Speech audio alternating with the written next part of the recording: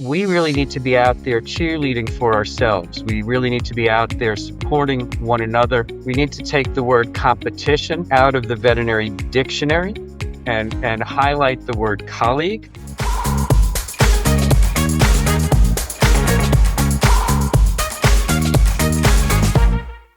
Hey everyone, are you a veterinarian who owns a business?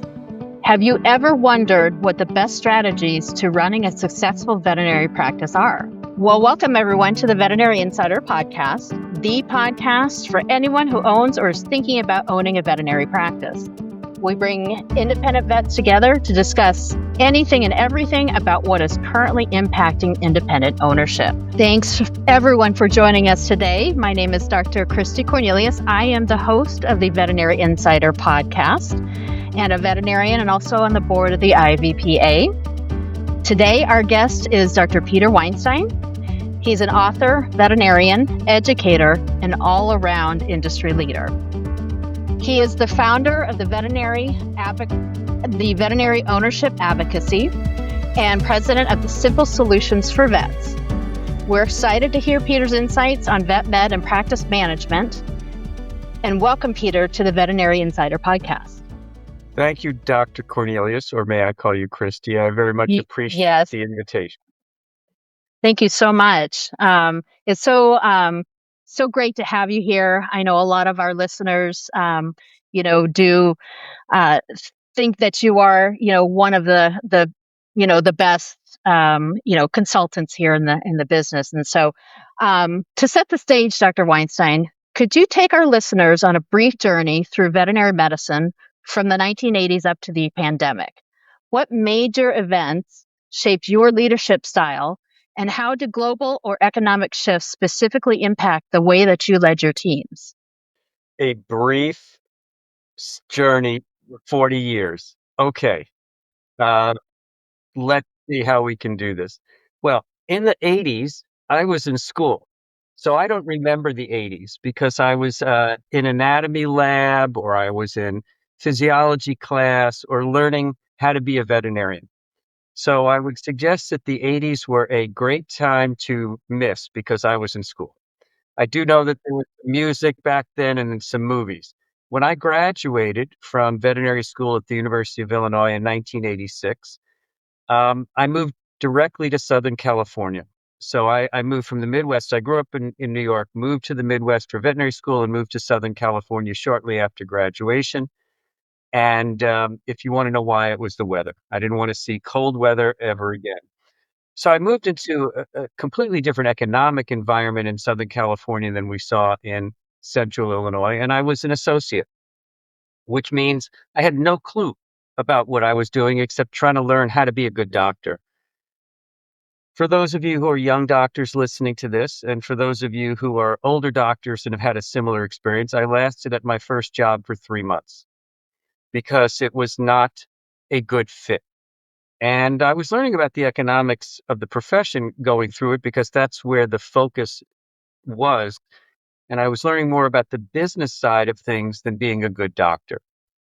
In my subsequent jobs, and many of which were absolutely wonderful, I was able to learn how to be a part of a team and how to work with others. And these are some of the things that we don't learn in veterinary school. And the doctors for whom I worked were all great leaders as well, and they were great influencers. So I would suggest that part of the growing pains of becoming eventually an entrepreneur is to surround yourself in that first series of jobs with people who will give you foundationally what you don't get in veterinary school. In veterinary school, you get a great education on how to be a technically adept veterinarian to diagnose, prescribe, and do surgery. When you get out, you realize that your right brain needs to work with your left brain. You realize that you need to be a good communicator as well. And that's the skill sets that I learned from my second and third jobs after veterinary school, which ultimately led me to open and start my own practice as a startup about 3 years out of school. Now, Christy, I don't know about your education in veterinary school about business, but I will tell you, my education in veterinary school about business was an elective taught by VHS in a dark room in black and white. So much of what I learned came after, and it came because of recognizing that veterinary medicine was not just a healthcare provider, but we were a business that provided healthcare. And, the economy was very interesting during the 80s and 90s. There was a recession, and I opened my hospital a couple of years just before a recession at that point in time. There's a lot of different things going on. I think we had electricity and water, but I don't remember. I know computerized practices were just starting to grow and develop. The economics of the veterinary profession were still very much in its infancy in terms of understanding what that looked like. So I would suggest that there was a fairly benign period of time where we were still living in the James Herriot's shadow. For those of you who are very young, James Herriot was the author of All Creatures Great and Small, but we were living in his shadow until the early to mid 90s. And that's, in my opinion, one of the biggest disruptors of the veterinary profession was the introduction of new oral and or topical flea control, because those were the first major products that allowed pets to readily move from the backyard to the bedroom. And they were very large economic impactors in the practice. And then shortly thereafter, or right around the same time, we started to go to the monthly heartworm medications. And so all of a sudden, the economics of the profession dramatically changed. And with that, the human animal bond, which we probably talked about superficially, became a very integral part of how we conducted ourselves as veterinarians. And I would suggest a lot of that started in the mid 90s and has continued to grow and progress over time. So I'm going to take a breath and see where you want to go from that after that monologue. Sure, yeah.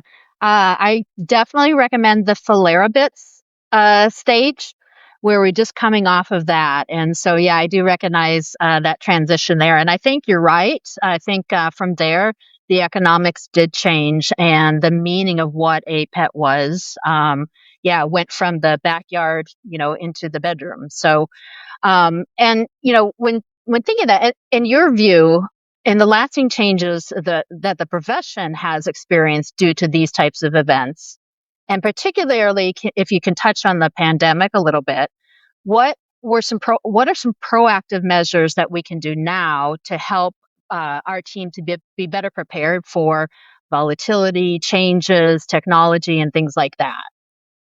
It's a great question, because I really do think that the veterinary profession is kind of in 2025, as we record this, is kind of on a fault line. It's an inflection point. I think there's a tremendous amount of external influence on the profession that we haven't felt before. And a lot of it is economics from money that has been introduced into the profession. So I think one of the things that I really do think that the veterinary profession needs to do a better job with is transparent communication. And that's transparent communication within the practice, from the doctors to the team, transparent communication from organized veterinary medicine to the veterinarians, because I think sometimes, and it can't just be done once, because veterinarians are so freaking busy being busy that we don't always capture it. And I don't know if you've heard this in your different roles with IVPA, but I can't tell you how many veterinarians have come up to me and said, when did that change occur? Like 4 years ago? How did we let this happen? Well, where were you when your opinion was asked for? So there's a lot of change going on around us. And I think what we have to do as veterinarians is keep our finger on the pulse, not just of our practice, which is what we do very well, but also be aware of what's going on around us. And it's a little bit easier to do in an urban, suburban setting where there's so many other practices and practitioners. It's a lot harder to do when you're the only game in town in a small town.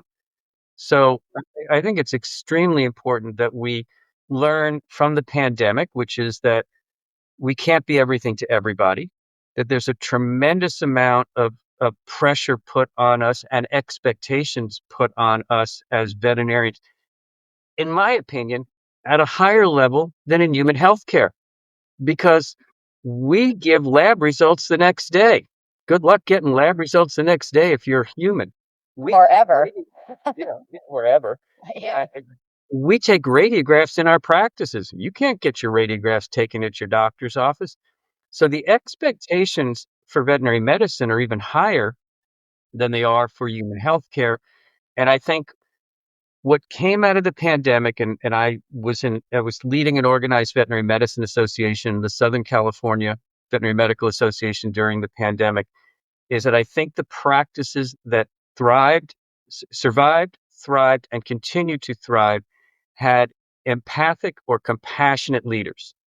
I think that they put themselves in the shoes of their employees and didn't worry about the economics. They were about building relationships and recognized that the transactions would come. Those practices or businesses that were too worried about how many people they could see to the detriment of their team, I think they've had some long-lasting changes that they're still trying to make up for. Yeah. Do you believe empathy is something that you can learn? And what is the best way for somebody to learn more about empathy? I believe empathy is something you can learn, and I do think that we need to recognize it. Now, we are an extremely compassionate profession.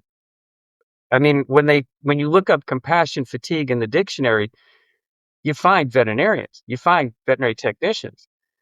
But I do think that sometimes we just get too buried by everything that's going on around us, and we don't take a minute to step away and take a deep breath. So I think we can learn empathy, and the best way to learn empathy is to practice it. The best way to practice it is to have people encourage you to become empathic in your conversations. And I really do think you have to sometimes put yourselves in the shoes of your team. And I'm big into a term that Tom Peters introduced about 50 years ago in Search of Excellence, and it's called MBWA, Management by Wandering About. I think that the best thing that managers can do is get their asses off their chairs, out of the offices, and start to wander around the practice, talk to people, find out what's going on, ask them how they're doing, know their names, and let them know that they're an integral part of the practice. And, how was your weekend? What about that football game? I think empathy is just simple sharing of communication. And I think you can learn it. I think you have to practice it. And I think it needs to come from the leadership who needs to show empathy to help build a team that shows empathy and ultimately move to compassion. Empathy is passive, compassion is active. Yeah. Yeah. I certainly agree with you. I think everything starts at the top. And if you've got a leader that is empathic and can mentor others to, show empathy, I think the connection there is a really crucial feature of what a good culture is. And so, yeah, I totally agree with you. And thank you for sharing that. When we think about the present day veterinary profession, what do you think we can do better to support and encourage the next generation of veterinary entrepreneurs and ensure that veterinary practices remain independently owned? It's a wonderful question. It continues to feed into that volatile conversation that we were just talking about. So, in the good old days, the dark ages, when I was working in the 80s into the 90s, many practices sold to their associate. The practice owners had hired a young doctor, they built them up, gave them the confidence, and then started to transition the practice to their associates.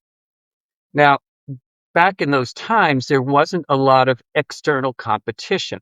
There were other people maybe interested in buying that practice, but there wasn't external finance from private equity venture capital that was buying veterinary hospitals. So we have entered into a capitalistic competitive environment that started in the mid 90s or so when VCA bought their first group of hospitals, and then we saw NVA, and we've seen a tremendous growth of external capital coming into the veterinary profession in buying existing hospitals. So the classic transition from owner to associate has been bypassed in many ways. And the entrepreneurial spirit that came out in the 80s and 70s and the more or less the baby boomer generation is a little bit different in the Ys and the Zs. And I'm not intentionally ignoring the X's, but they get ignored anyhow. Um, yeah, the, but there is a growing interest in entrepreneurialism. And I see it because I teach at a veterinary school. And I ask the veterinary students, are you interested in owning a hospital? And about a third of them are. That's wonderful. We just got to help them go from where they are and not step on their dreams, because there's a lot of dream stealers out there that basically say you can't do it. I say you can do it. I say you can do whatever you want as long as you surround yourself with people that will help you get there. So I think the biggest difference between 40 years ago, if you want to go back, and maybe even 30 years ago, is that there was a little bit more of an entrepreneurial spirit and a desire to do it by yourself. Well, in 2025, you don't have to do it by yourself. There are great resources that young doctors can tap into. Bankers, he's eager to give money to entrepreneurs, consultants, accountants, attorneys. All of these are out there to help young doctors achieve the dreams that they would like to achieve. And I think it's our job, our responsibility, your job with IVPA, my job with the variety of different things that I do, to encourage entrepreneurialism, to encourage independent practice ownership, and to keep the vast majority of a profession that has always been truly entrepreneurial, going back to Noah, the first veterinarian, and through James Herriot, the second veterinarian, into the present time, because I think pet owners want that relationship. They want it. They want a down home person who reflects the community and is part of that community. And veterinarians have always been leaders within the community. So it is our responsibility. And I'll take one step further back. It should be the responsibility of the veterinary schools to help educate to a level of interest in entrepreneurialism and independent hospital ownership, and also to seek students who have that interest as well. Yeah, I totally agree with that. And I do want to talk about your newest project, which is the Veterinary Ownership Advocacy. And we want to talk about that as a solution to some of the problems or the gaps that we're seeing. And so I'd like you to take some time to tell us about what that program is and how you think that it will help fill that gap. So if we also look back in time, which I'm very good at, the gray hair is part of that. Um, in the early 2000s at the University of Pennsylvania, a group of veterinary students brought together some consultants and advisors to do a talk for the veterinary students at the University of Pennsylvania. And they started a series of educational programs called From School to Success. I happened to be involved with it at that point in time, and it matured and morphed into the VBMA, the Veterinary Business Management Association. Every veterinary school in the United States has a VBMA. This is a club that has adjunctive education above and beyond what the vet school provides on business. Now, most of the curricula at vet schools have 8 hours or so of business. Really isn't sufficient to give you a strong foundation. It's a little bit of sand, but we got to add some water and concrete to build that foundation.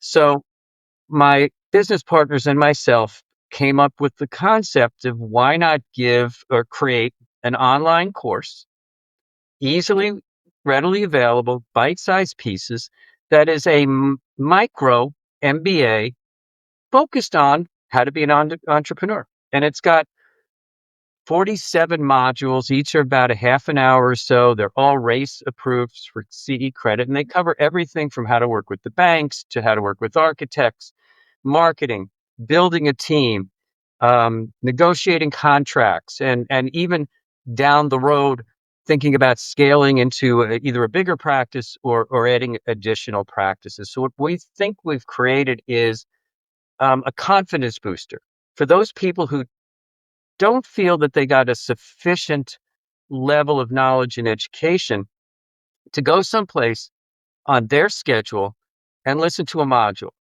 And then we meet regularly with our community to talk and help them through any challenges that they may have. So it's the Veterinary Ownership Advocates is all about creating a community that is eager to contain and retain and maintain and attain a high percentage of independent veterinary practices run by veterinarians, built with a success mindset. And really, that's what we built it for. And here's my commercial. Can I do a commercial? Yes. For those of you interested, go to www.veterinaryownrshipadvocates.com. That is www.veterinaryownrshipadvocates.com. Check us out. If you want some additional information, if you send an email to info@veterinaryownrshipadvocates.com, be more than happy to follow up.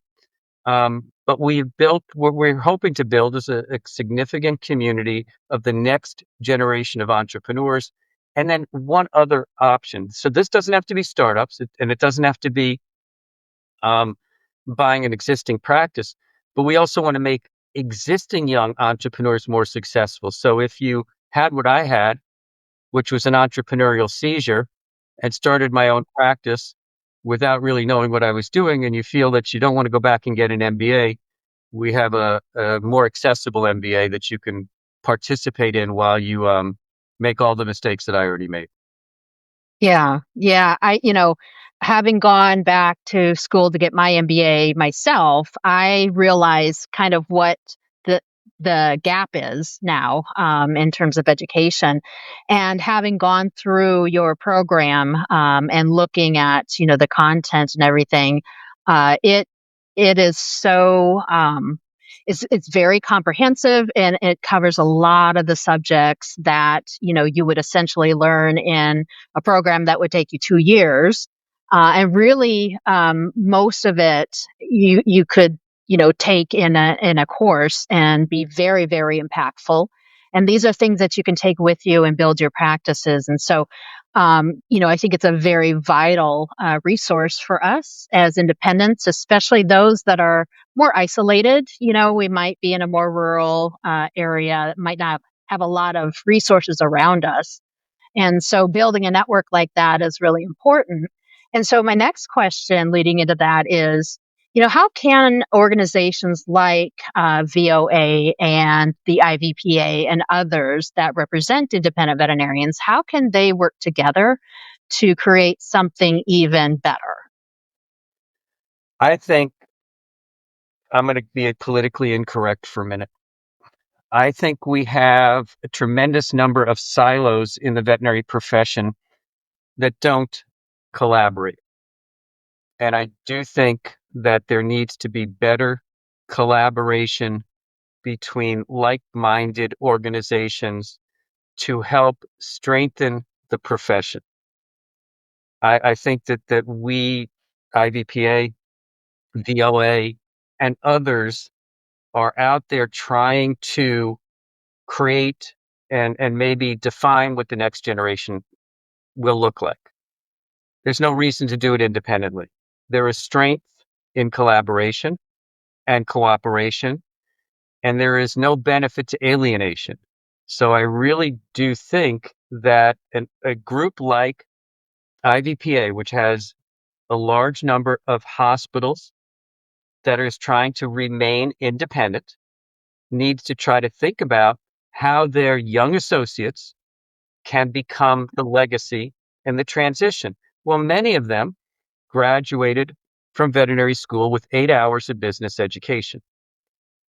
And if you are not sharing how you're operating your business with them, how are they going to grow the confidence to own and buy that practice? Because they're sitting out there with $180,000 worth of student debt.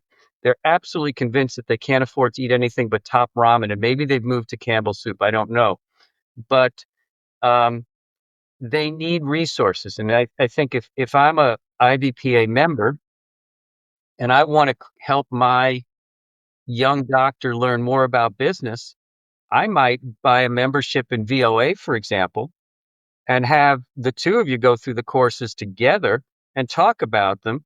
And now all of a sudden you're giving the tools to your associate to become your exit strategy. Oh, and by the way, it could be your manager who wants to be your exit strategy. It could be a credential technician. But if you want the greatest thing we could ever do in practice is take a 16-year-old kennel kid and make them a cage cleaner to an assistant to a tech to veterinary school, and that vet student comes back and wants to work for us. Well, why don't once we get them in there, we give them the tools to be successful. Invest in your associates and tell them that you want them to be your exit strategy and how you will help them get there. That's collaboration. Yeah, yeah. And what are we talking about as far as dedicated time to this person? What does that look like? It could be as little as you want or as much as you want. I mean, as I said, there's 47 modules. They're each about 30 minutes. If you took and watched one a week and had a conversation one a week, it'll take you a year. If you want to sit down and binge it like you watch Breaking Bad, you can do it in, a couple of days. But I would not suggest that because basically you don't get to appreciate um, the benefits of what you watched unless you engage in a conversation. So if we had a conversation about, lab contracts on our podcast on our education, and then I go back and talk to my boss about, maybe we should be looking at our lab contracts. Um, all of a sudden, there's a conversation going on. So education is one thing, but I think more in 2025 and with the younger generations of veterinarians, it's the it's the conversation after the education that embeds it into the individual. I think we do a lot of force feeding, but what we really need to do is a lot of drip irrigation.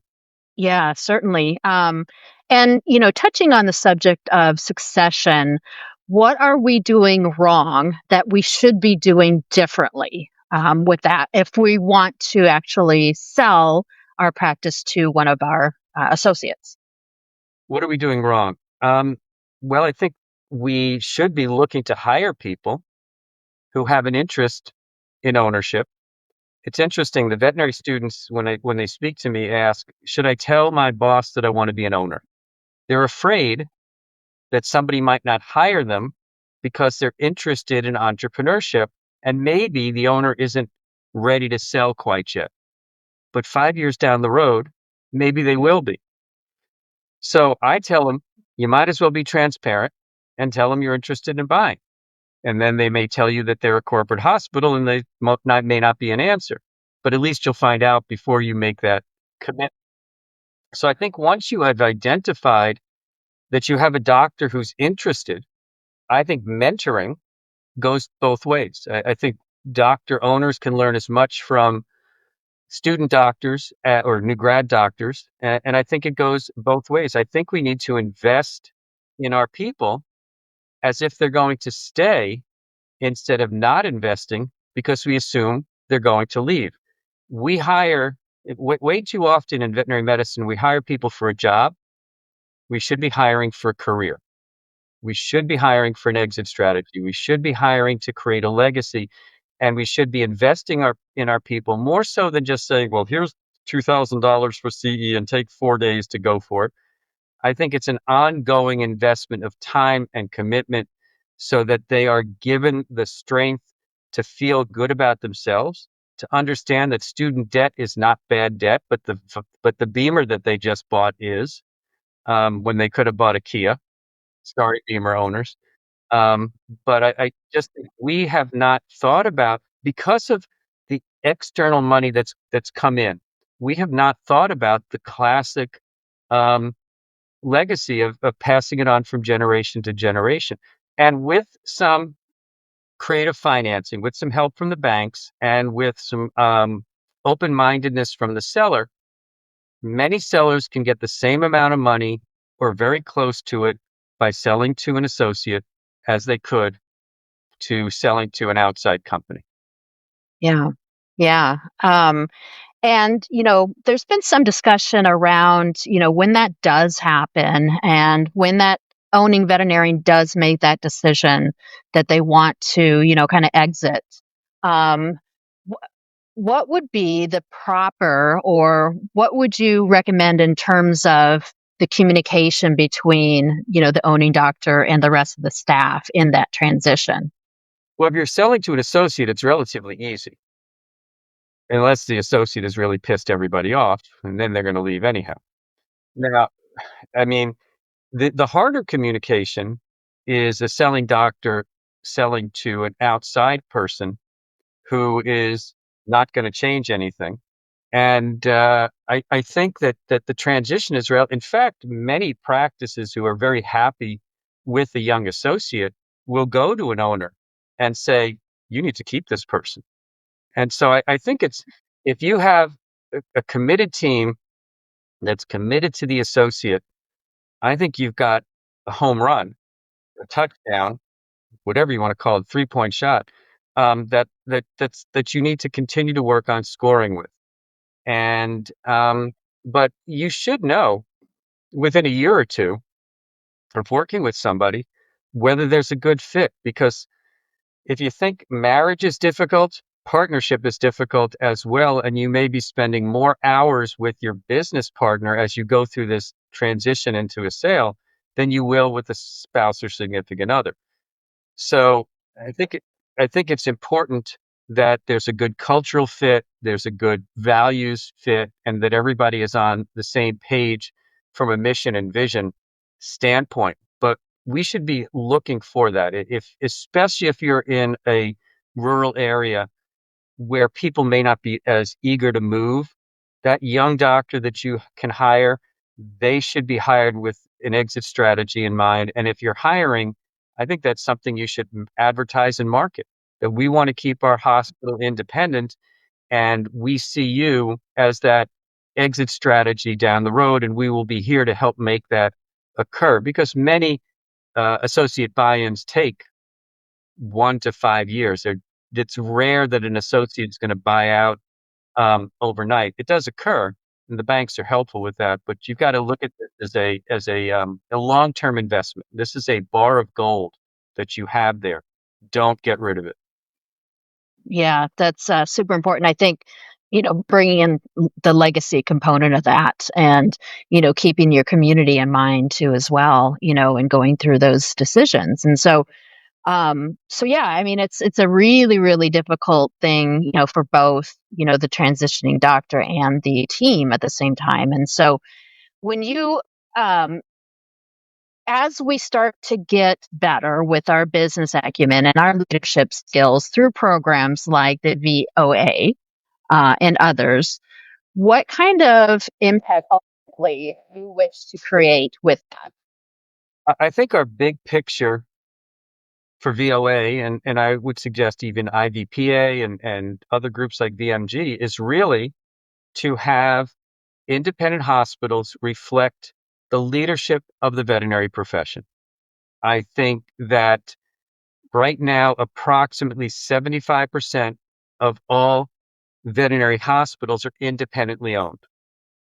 But I don't think we talk about the strength of 75% of the independent hospitals, because we are so aware of the conversation regarding the national corporations. But we really need to be out there cheerleading for ourselves. We really need to be out there supporting one another. We need to take the word competition out of the veterinary dictionary and highlight the word colleague. And that goes with the national aggregators as well. I mean, they are still veterinarians. Oh, and by the way, they may be your exit strategy if an associate should leave a corporate hospital.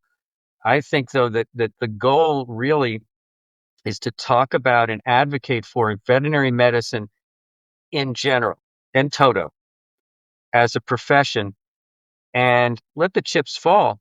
But it's all about really just talking about independent veterinary hospitals, the classic model that we've had forever, and we've seen go away, for example, in pharmacists, in optometrists, and to a large degree in human health care as well. I challenge the veterinary profession to continue to be strongly independent, but I am a big advocate for corporations where it is appropriate. I don't think that they are the evil empire, even though I may call them that at times. I do think that they are a component of the profession that's not going away. I just want to see independent practices remain strong, vibrant, and influential. Emphasis on influential. Yeah. Yeah. Despite the efforts of the consolidation, yeah, focus on us. You're absolutely right. And I just saw that you recently brought on Dr. Natalie Marks to your VOA team. Can you tell our listeners who Dr. Marks is and why she was your choice, and what impact you hope she'll have within your organization? Well, the first great thing about Dr. Natalie Marks is she went to the University of Illinois, just like I did. Second of all, she comes from Chicago, which is where my other business partner comes from. The big difference that Natalie brings to the table versus myself is I did a startup. So I started from a shell in a shopping center. Natalie purchased one of the most successful practices in Chicago and made it even more successful. So there are some differences in mindset and actions that are needed when you're going into an existing hospital and buying it and transitioning it than when you're doing a startup. So those are some of the other variables. Number one, number two, uh, Natalie reflects on the current generation of female leaders in the profession, and she's been very involved with helping female veterinarians become successful. So what we feel is Natalie brings the multitude of skills. She's very good on media and social media marketing. And I think she can help spread the word about entrepreneurship, about independent hospital strength, and tell her story while I tell my story and while we share the stories of others who have become successful even though they really didn't always know what they were going to do and how they were going to get there. So I see Natalie as being a real influencer um, as we move forward with VOA and building our community. Yeah, yeah, certainly. And, I myself know Dr. Marks and have been on panels with her before. And I know she's going to bring a lot of value to your program. And I think your point on with, what does the entrepreneur nowadays look like? Well, most of us graduating now are female. And so having a female in a leadership role like that is really important for us too, in a mentorship way as well. So, just really excited that she came on for you, and really looking forward to what she can do for you guys. Absolutely. We're excited about, I mean, she was on our mastermind call this week, and just the thought processes she brought to the table from a younger generation standpoint was quite helpful to those people who are on our call. Yeah, absolutely. Well, leading into your mastermind group, tell our listeners about the VOA mastermind group and the forum, and who exactly is it designed for, and what unique value does it provide? So it's one thing to go to school. It's another thing to come back to class and talk about what you learned. And so what our VOA Mastermind is a monthly, soon to be a twice a month open forum facilitated by the three VOA leaders and others with our community. And we will talk about different challenges. And so last night, Tuesday night this week, we went over the floor plans of one of the members of the community and helped them remodel some of the things that they were planning to do. One of the questions came up in a practice that has been open about 6 months. Things have seemed to slow down.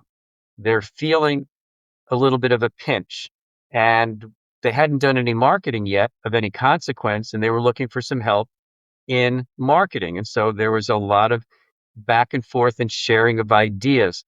The best ideas don't always come from the people facilitating as much as they may come from people who are in the audience. So what our masterminds do is, starting in April, twice a month, is allow for our community to come together, ask questions in a safe environment, seek answers, and then go back and implement them. And then the following month, we ask them how they did. So we kind of hold them accountable from that standpoint. We're also going to start to bring in some guests to speak on design build, to talk about banking and working with banks and marketing and branding and imaging. So we're going to bring in additional resources to help supplement the knowledge that the VOA partners already bring to the table. So it's really to participate, you have to be a community member of VOA, which means that we are looking to have you join the education program first. To me, the real value add, though, is the community, is the mastermind, because it allows you to learn from others. And some of the listservs that are out there do the same thing, but to do it live and have a live ability to get a question answered, can't beat that. Yeah, you really can't. That sounds like such an exciting forum, and sounds um, like it's going to be really impactful. And so I really do hope that, for us independent veterinarians, that we have a great resource that we can rely on and something that we all can learn from each other. And so I just want to remind our listeners also to go ahead and follow us online at iveterinarians.org to hook up to our organization. Thank you very much for that. And on a personal note, Dr. Weinstein, can you describe a typical day in your life balancing consulting, advocacy, and everything family?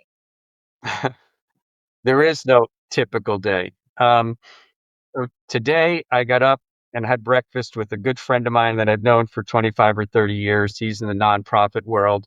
I also sit on the board of a foundation, and we have funded his nonprofit. And we just sat there and BS'd for an hour. And then I basically came back and cleared out God knows how many email accounts that I have. I think 6, that are for different businesses that I run.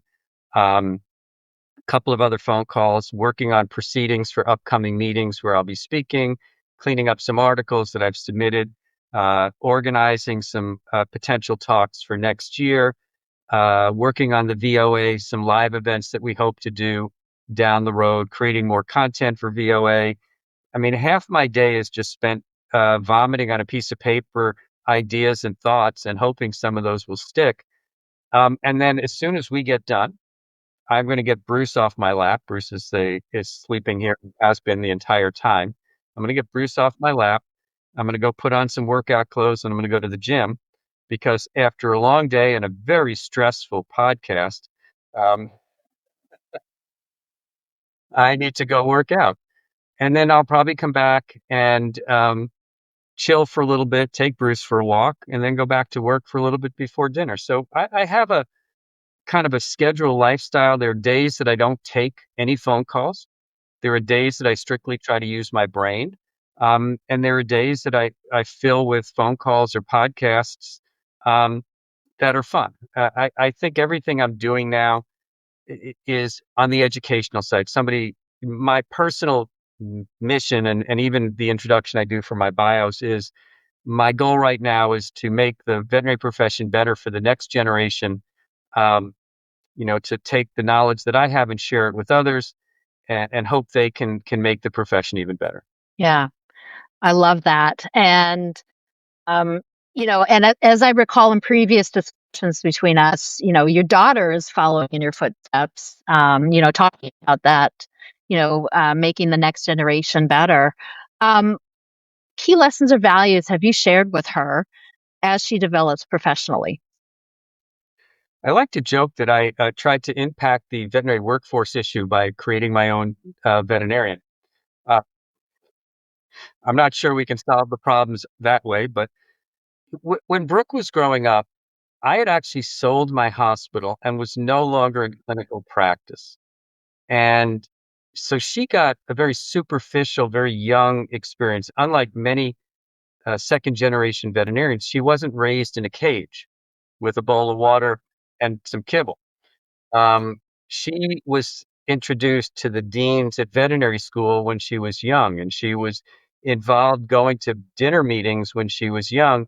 My wife is a zookeeper, and so she went with my wife to the zoo and she got exposed. And we had animals growing up, a golden retriever and then a mixed breed terrier. Um, and she decided relatively young. Now, she has an older sister who did not enter into the field, um, but did end up in a job in the business world because cleaning up the dog poop was gross. Well, for Brooke, cleaning up the dog food was her job. And so, not the dog food, the dog poop. Food becomes poop. Clean up the dog poop. And, you know, when she showed a significant interest, I called in some markers and I asked some of my colleagues, can Brooke come in and hang out as a volunteer? Just to make sure that she doesn't get totally grossed out. And so she hung out at a local surgical center and saw probably 6 or 8 TPLOs in a 2-day period, and she didn't pass out. Then she got some different jobs working with local veterinarians and continued to progress through high school, did her undergraduate program at a great program focused on animal science and becoming a veterinarian, and then went and applied to veterinary school. And um, throughout this whole trip, my job was there to answer questions, be supportive, and be Switzerland. I did not push her one way or the other. I did not encourage. I did not discourage. At least from what I remember, I just gave her the resources when she asked for them to be able to get through the door in places that maybe she couldn't have gotten through before. I don't think, no, I did not. I did not even write a letter of recommendation for her for veterinary school. Um, and so she did it all on her own, and she is quite resilient. She's quite gritty. And I basically told her to do what she wants and to be what she wants and not let anybody tell her that she couldn't. And I continue to do that, and I do that with veterinarians as well. But I also told her to make sure that you surround yourself with people who can help you where those areas that you aren't quite as smart. And so she was introduced to a financial planner as soon as she got her first job. She was introduced to insurance people, and finally, this year, now she's a year and a half out of vet school. She went to Oregon State.